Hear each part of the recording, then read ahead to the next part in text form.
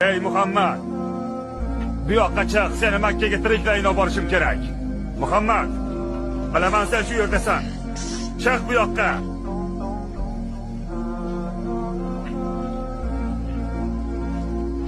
Bu yerda emas ekan. O'rgimchakning butun turibdi. Yerga kaptar in bo'libdi. Yo'q, ular bu yerda emas. Shimolga, Yasribga yuramiz. U qadar ichkariga kirib ketgan g'or emas edi, nomiga g'or edi. Shundoq kallasini suqsa g'orning teshigidan payg'ambarimiz bilan Abu Bakr Siddiqni ko'rsa bo'ladigan edi. Ana shunday vaqtda Abu Bakr Siddiq radhiyallohu anhu da titroq paydo bo'ldi, qo'rqinch paydo bo'ldi. Ya Rasululloh, hozir bizni o'shay dedilar. Shunda Rasululloh sallam nima dedilar? La tahzan, innalloha ma'ana. Ey do'stim, qo'rqmagin, Alloh biz bilan billadir dedi.